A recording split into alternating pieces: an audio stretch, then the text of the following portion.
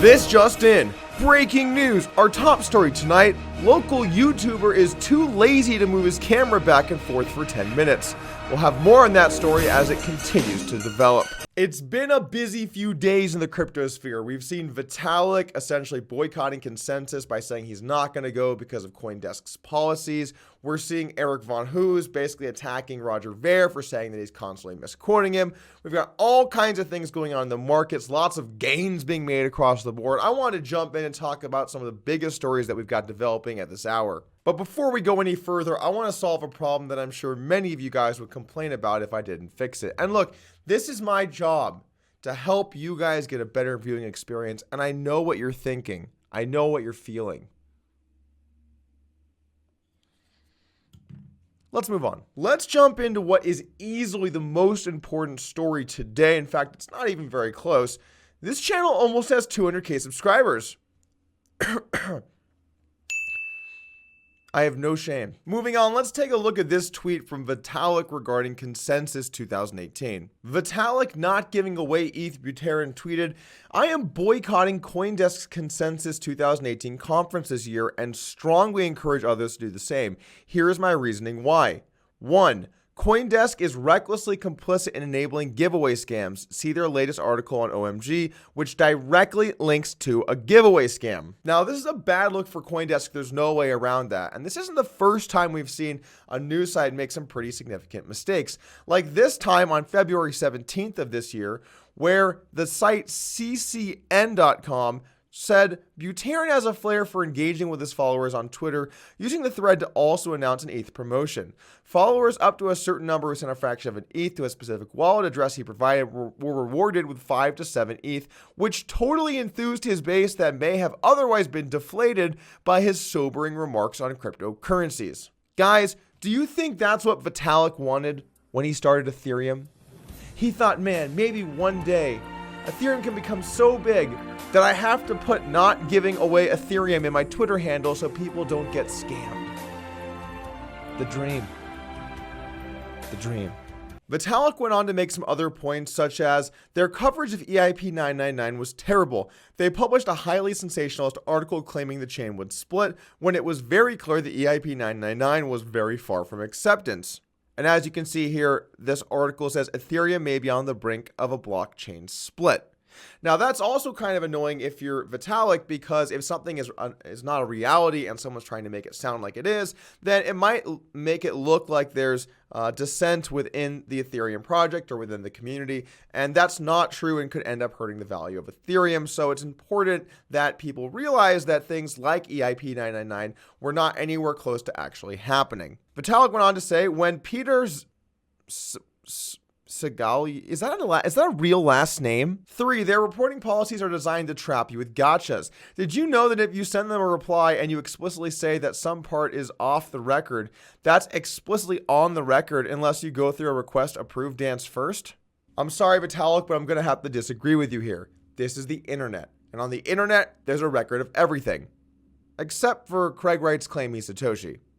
Seems legit. This screenshot from CoinDesk is actually pretty amazing. If you'd like to relay information you think may be sensitive, you must ask to be off the record.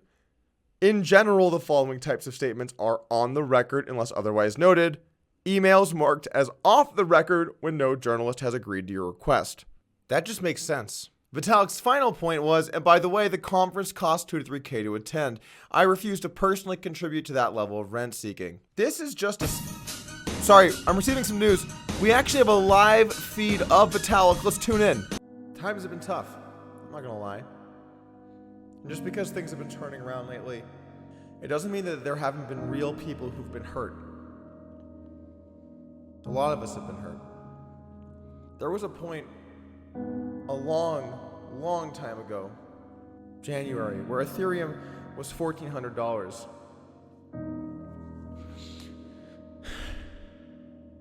Now it's not even 700. This conference was supposed to cost 2 ETH. And now it costs 4. I don't know if I can do this. Vitalik then finished off the tweet storm by saying, I've decided I'm more okay than before with taking risks with my social capital and occasionally having enemies. It's safe to say we're all thinking the same thing here.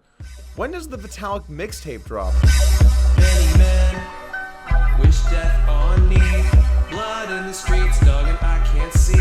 Scammers with my picture pretending to be me, and Coindesk trying to take my rights away. I was on the fence about going to consensus. This is probably the nail in the coffin for me personally to go, but it does start to raise some bigger questions about Coindesk and what they're doing. The issue is very clear in the cryptocurrency space. When you have a lot of clout and you can get a lot of people to see something, what you put in front of them matters and can drastically change the value of different currencies.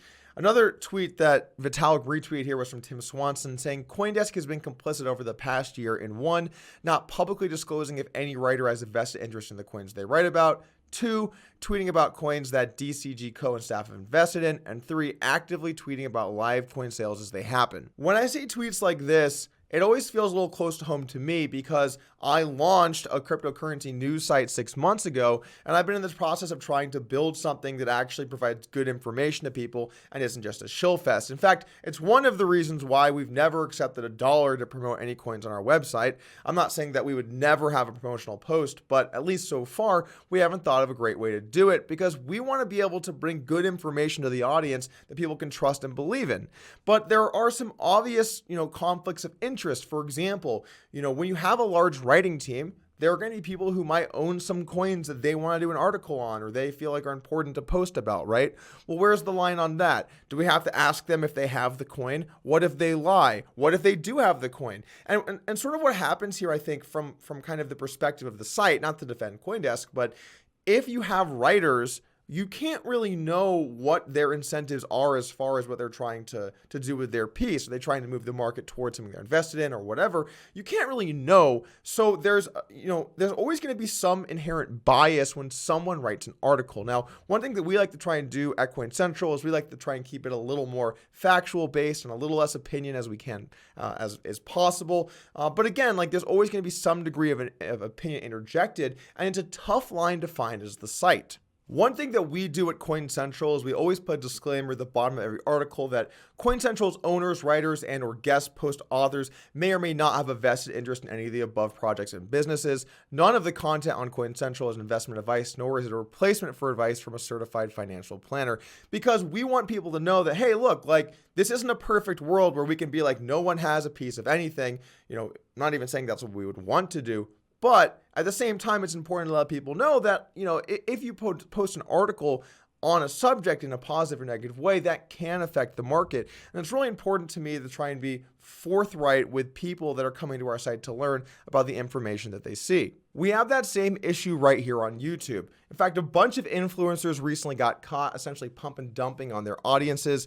The story wasn't too big to me because frankly, I'd never heard of almost any of them, or even maybe any of them. So it made the story not as important, I think, than if we saw some of the bigger names here on YouTube doing that, which by the way, I'm sure that they are doing some of the time.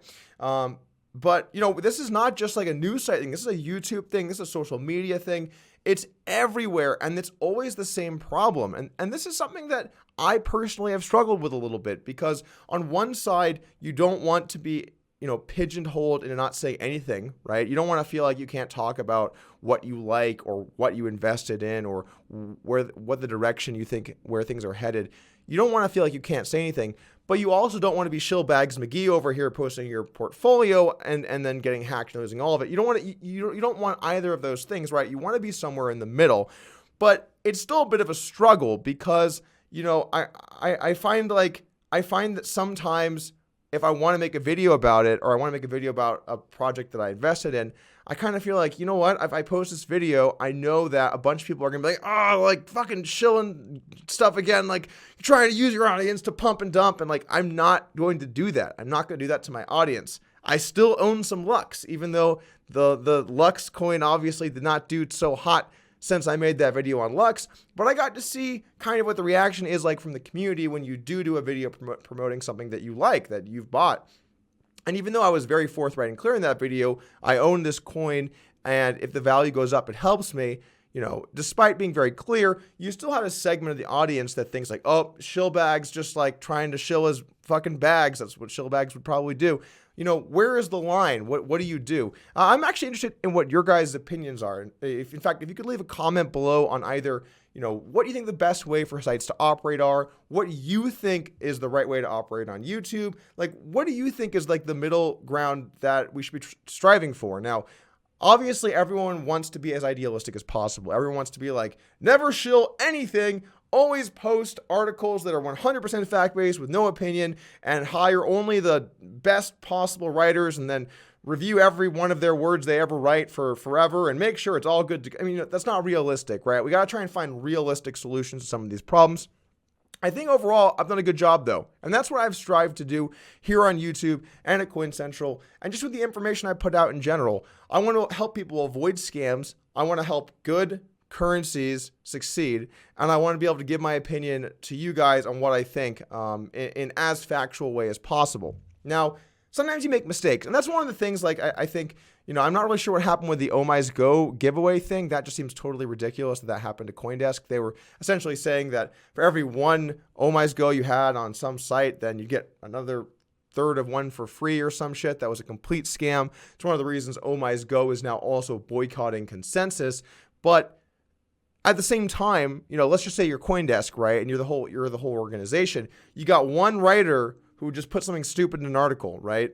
And yes, you should have, I'm sure they do. You have a guy who's supposed to review it before it gets posted, but it only takes like one error from a writer along the way for it to have potentially a big impact on the way that your company is viewed, right? What's the line there? Like if they fix it afterwards, but it went up, do we feel like you should never have an error as a site that posts a lot of content? That seems kind of ridiculous. So I guess like really it's a difficult situation. I'm interested to hear what you guys have to say about this, because I'd like some feedback from you. And frankly, I think it's also good to try and get on as much of the same page as we possibly can. This video sort of changed directions. I feel like it went from news to talking about what you should and shouldn't do to act ethically in the world of blockchain. But I think it's a subject that really we need to talk about, and I'm glad that we did. Two things before we go. First off, Coin Central is looking to hire talented people. If you'd like to apply for a position working at Coin Central, there's a link in the description below. We got some exciting stuff planned this year, and we're looking to grow. So if you are interested, you can check that out below. And also, guys, we got a podcast every Monday. I know that it seems like the channel hasn't been active, mainly because the channel hasn't been active, but we do have podcasts every Monday. We each had a great one with Jason Moe, and we had Brian Mike on before. Also, of course, Flavi Pony before that. A few great podcasts in a row. And we also are going to have Halsey Miner, the founder of CNET and CEO of VideoCoin, coming on next Monday. So a lot of exciting stuff. I'll put a link in the description below too. Make sure to stop by and check that out. I think if you're trying to get a little more in-depth view from knowledgeable people in this space, it could be a great way to try and improve your knowledge, and who knows, maybe be able to make more intelligent decisions from there. All right, that's it for me, guys. Thank you again for joining today, and I'll see you again soon.